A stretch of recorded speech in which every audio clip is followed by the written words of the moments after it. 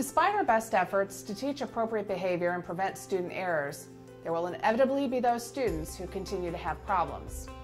This module will discuss effective responses to the most common of these behaviors. Of course, there are no sure things when it comes to dealing with challenging behaviors. Nothing that works every time for every student. However, there are strategies that are known to provide the highest probability of positive outcomes. These will be the focus of this module. We'll focus this discussion on 3 specific and common misbehaviors: disrespect, disruption, and noncompliance, presenting each with examples provided by JCPS teachers.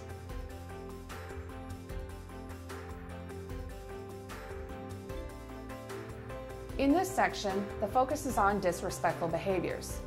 These are those behaviors in which a student purposefully engages in order to show a lack of respect for another person or persons. It looks like I like to listen to you. Who are you? One disrespectful thing would be a kid who mocks a teacher when a teacher has lost control and the kids think it's funny.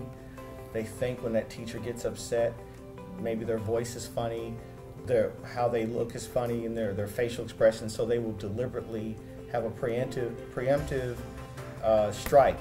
Hey, let's go in there and make Mr. Jones go off today. And then just do it on purpose, and then Mr. Jones is he's a puppet on a string and doesn't even know it. Disrespectful behavior is intended as a hostile action, to show another person a willingness to belittle, mock, or reject their standing or worthiness.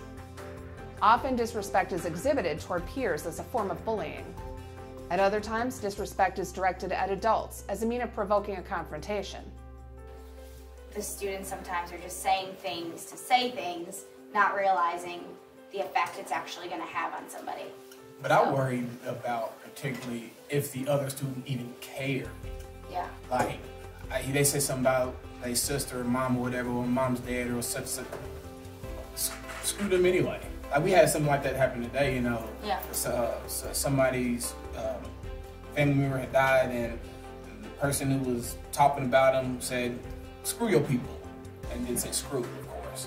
And it just became a bigger issue. They literally didn't care that their family member suffered this tragedy. When directed towards students, disrespect is potentially dangerous because of the pain it can cause. However, disrespect toward adults is often reported by teachers to be among the misbehaviors that are most challenging because it's personal. To consider disrespectful behavior, let's begin with what adults can do to prevent the likelihood of such behaviors in the first place. First, respect must be defined. One simple way of doing this is to associate respect with doing unto others as you would have them do unto you. This is a simple way to help students consider respect in any situation, but specific examples from the natural environment will still be necessary. Think back to Module 4 and what we talked about with regard to teaching expectations. Managing disrespect starts with teaching what it means to be respectful. In addition to encouraging and acknowledging respectful interaction, teachers can greatly increase respect simply by consistently modeling respect in their own interactions with students. The initial response to disrespectful behavior is best done in as neutral a manner as possible. Because disrespect generally is a means of attention seeking, we don't want to generate more attention, but we also don't want it to be successful in removing the focus from instruction. A good first response is to talk to the student individually, indicate the behavior is disrespectful, and indicate a need to follow up after instruction. Regardless of how angry or personally offended you might be, it is critical that your response be an example of respectful interaction. Simply identify behavior as disrespectful and provide the standard consequence. But again, it's best not to do this in front of a group, as it both provides attention and takes the focus off of instruction. Be careful not to overreact, leading to escalation of behavior. If the student continues to engage in disrespectful behavior, provide a single reminder, after which the student must be taken aside and spoken to personally and directly. The standard consequence can be repeated, and the student should be offered a choice to engage in respectful behavior or choose to take a larger consequence. Once there is a time for a longer interaction, the teacher can discuss apologies or other restitution as appropriate. But this is not something that is generally effective at the time a student is being disrespectful or when in front of an audience of peers. Let's take a look at a video scenario involving disrespectful behavior. As you watch, think about the keys to addressing disrespect and see if you can spot times that the teacher makes errors in response to this student's behavior.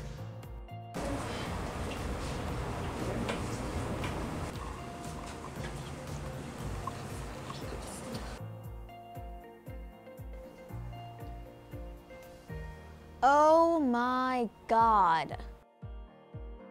You are not going to disrespect my class like this. Then don't let your class be so boring. Young lady, if you're going to talk to me like that, you can get out. Bye, leave! Got him. The rest of you get quiet too. Discuss how the teacher handled this situation. In light of the keys that have been presented, make a list of the things you think the teacher could or should have done differently to increase the probability of this student's respectful interactions. In your team discussion, you probably noted that the teacher broke the first rule of dealing with disrespect and took it very personally. Because the teacher argued, a power struggle ensued, and the student can always win a battle of disrespect. It would have been better to not allow the power struggle to occur in the first place. Overall, the challenges and argument took time away from the instruction, which likely reinforced this student's use of disrespect. Let's take a look at how the teacher might have handled this in a much more effective manner.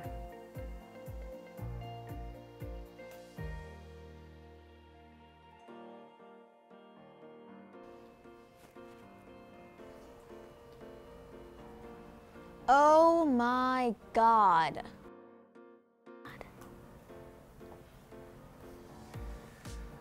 You know, that was a little disrespectful. I think you and I need to talk a little bit later, okay? I don't get why it's disrespectful. Well, that's why we're going to talk later, all right? Okay.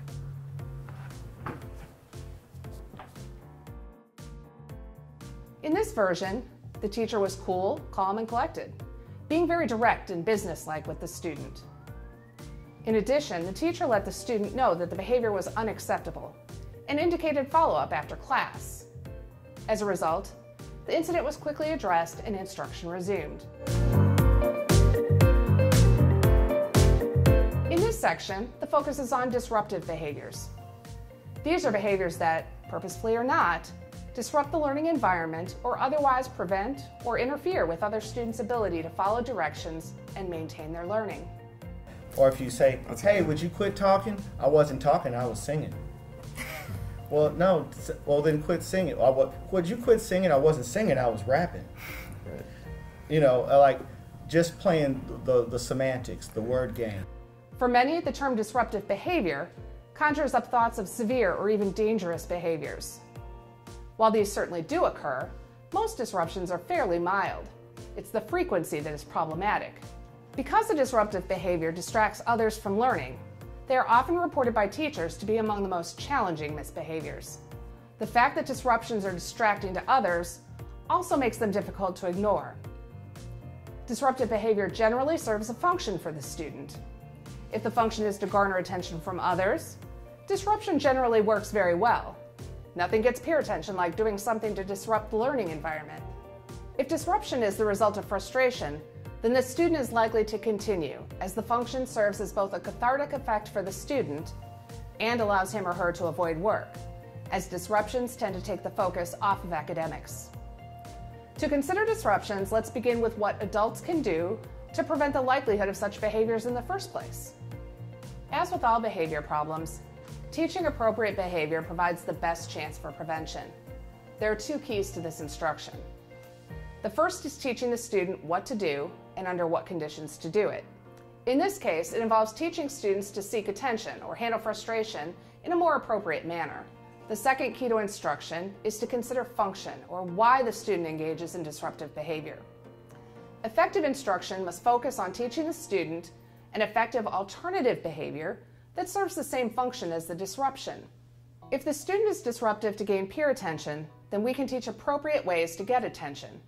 If the function of behavior is to avoid work, we can teach appropriate ways to ask for assistance or a break. Importantly, this involves teaching those behaviors directly, providing modeling and an engaging discussion. However, the key to success is in avoiding the triggers for disruption by creating an environment that reminds and invites appropriate behavior with consistent routines, teacher proximity, and frequent reminders. Of course, some students may continue or escalate disruptive behavior despite effective instruction and consistent consequences. When this happens, there are some key considerations for addressing the problem. Let's take a look at these keys and then watch a video of a student engaged in disruption. The initial response to disruption must occur immediately upon noticing agitation. Recall that agitation is the last chance to stop behavior before it escalates to a peak. The first response should be to provide one very specific direction for the student to engage in the alternative behavior that has been taught. As with most responses to misbehavior, this direction must be concrete, simple, and a step toward a larger and more appropriate behavior in order to maximize the probability of success. If the student complies, then positive acknowledgement is warranted, considering how to help the student to access either attention or assistance. If the student does not comply, the teacher should speak as privately as possible with the student, indicating how the behavior is a problem for the student, not a problem for the teacher. This might include reminding the student that his or her behavior will result in a consequence, and present them with a choice or options for changing their behavior to avoid the consequence. Once the choice has been presented, the teacher should move away briefly so as not to force a more heated confrontation, then come back to the student and ask about their choice. If there is something the teacher can do to help jumpstart the student into the appropriate behavior, this is a good time to provide such assistance. In the end, however, whether the student complies is his or her decision, and the consequences must be presented as their own choice. Finally, because disruptions are distracting to others, it is important for the teacher to continue attending to and acknowledging others, helping to refocus attention away from disruptive students. As always, when the student complies, there is a positive consequence, and when he or she does not, there is a negative consequence, each presented as the student's choice. Take a look at a video scenario involving disruptive behavior. As you watch, think about the keys to addressing disruption and see if you can spot times that the teacher makes errors in response to this student's behavior.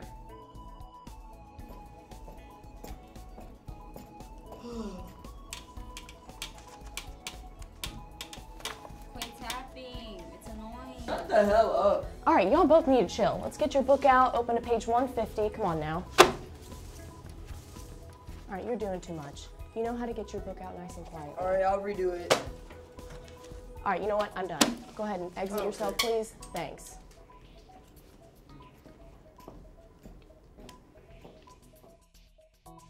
Discuss how the teacher handled the situation.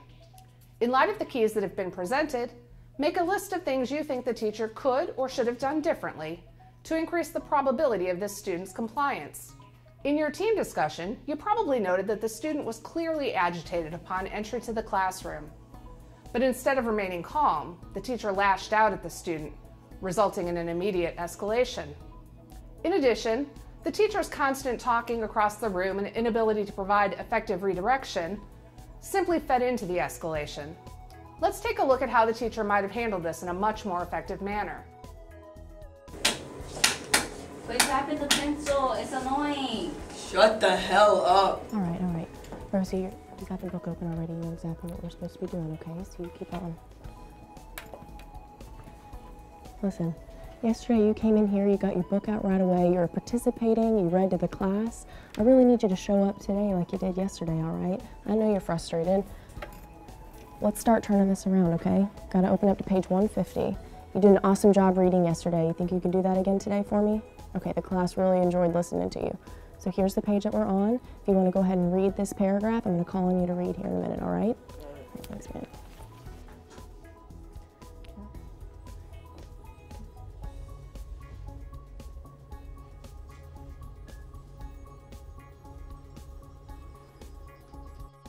In this version, the teacher recognized the student early and moved to speak privately rather than across the room. In addition, the teacher continued to provide specific directions and did not attend to misbehavior. This allowed the teacher to also express a concern for the student and offer to help. In this section, the focus is on non-compliant behaviors. These are those behaviors that involve a student's failure or refusal to follow directions. If you work in a school, then you're familiar with noncompliance. These behaviors might be as simple as feigning ignorance and being slow to respond, or as serious as outright defiance and refusal to comply with teacher directions. Schools have different terms for these behaviors: defiance, insubordination, not following directions, and noncompliance. These all mean the same thing. The student is not doing as they have been directed. So I'm in this great, highly functioning U.S. history class, and everyone's engaged, and it's great. And then I go 2 doors down, and 7 kids have their heads down. You know, I didn't know what this one kid looked like for like the first 4 or 5 days. I think there's a kind of noncompliance that is intentionally feigning that you are complying. For example, a kid at our school, we have a huge issue with touching in the hallways. They're not allowed to touch each other at a middle school, and so I'll see like students hug, and then one teacher will say body to self, and so then they'll stop, and then like 2 seconds later they'll do it again. So I feel like there's a kind of non-compliance where it's like, of course, and then immediately going back to it, kind of what you mentioned. But I think it's important. It's hard to address because they're acting as if they're complying, and so I think they feel like they have that escape, that they're not under this, they're meeting the expectation because eventually they did it. While some very minor instances of noncompliance can be ignored, ignoring the student that purposefully defies directions sends a message to all students that teacher directions are not always worthy of attention. Further, small instances of noncompliance, when not addressed properly, tend to grow into larger, more serious, and more frequent episodes. To consider noncompliant behavior, let's begin with what adults can do to prevent the likelihood of such behaviors in the first place. As with all behavior problems, teaching appropriate behavior provides the best chance for prevention. Effective instruction for compliance is best done with all students in the class, teaching an expectation for following teacher directions. This should be done at the start of the year, so that students know from the beginning what the expectations are. Effective teaching involves teacher modeling, and is done so in a manner that engages the students in a discussion. As the year goes by, the teacher will learn how best to provide reminders in those times and with those students who most need them. Finally, compliance is most likely when students are recognized for even the simplest instances of compliance and are corrected for instances of noncompliance. Regardless of how well you teach and remind, there will always be students who are non-compliant, or who are very slow and half-hearted in response to directions. In these cases, there are strategies we can use to increase the probability of gaining compliance. As with other misbehaviors, responses should be done privately as much as possible so as not to provide undue attention and distract other students. However, it is important to continue to acknowledge students that are on task and complying. Non-compliant students should be addressed with a single direction. Tell them exactly what you need to see from them. These students often will have several reasons why it's not possible or reasonable to follow the directions, but we should be a broken record and keep repeating the direction. It's helpful here to simply say that we're willing to help with all other issues and problems, but first the student needs to follow the first direction. When a direction has been followed, we can provide assistance and then make a follow-up request. Each new request being another step in full compliance with the task at hand. In the end, either the student complies and receives a nod of thanks, or does not and receives the standard consequence. Let's take a look at a video scenario involving non-compliant behavior. As you watch, think about the keys to addressing non-compliance and see if you can spot the times that the teacher makes errors in response to this student's behavior. That was me. Hey, Sean, could you get to work, please? I don't have a pencil. Are you serious? Borrow one. I don't want to use nobody else's pencils. Just borrow a pencil and sit down and get to work. I can go to my locker and go get one. No, you're not going to your locker. If you don't sit down and get to work now, you're going to get a 0. Well, I'll take the 0. Sit down. Get to work. Discuss how the teacher handled the situation.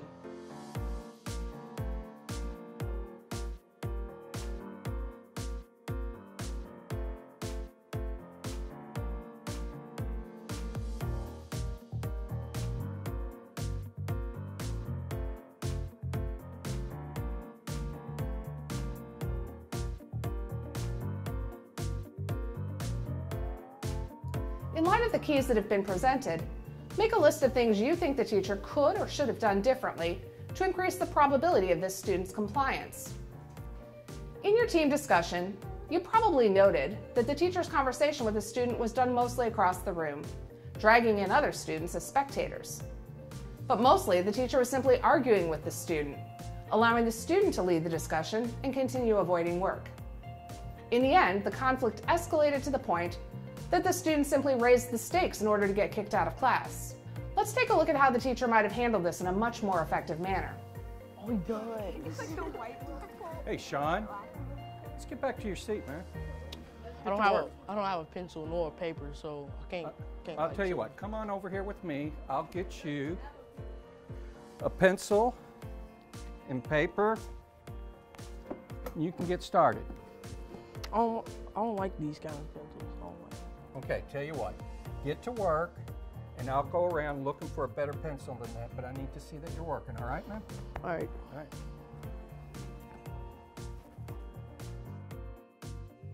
You probably noticed that in this version, the teacher remained calm and stuck with a repeated, single, simple direction to get student compliance. Once the student followed an initial direction, the teacher provided another single direction that continued the student on in the direction of being compliant with a larger set of expectations. Here's a task for you to consider. Think about students you have had or currently have in your classroom that have problems with disrespectful, disruptive, or non-compliant behavior, and consider the following. What pre-teaching is in place regarding this problem? Does this behavior result in increased peer or adult attention, or the stopping of instruction? Which of the keys for addressing this behavior have you tried when confronted with it in the school?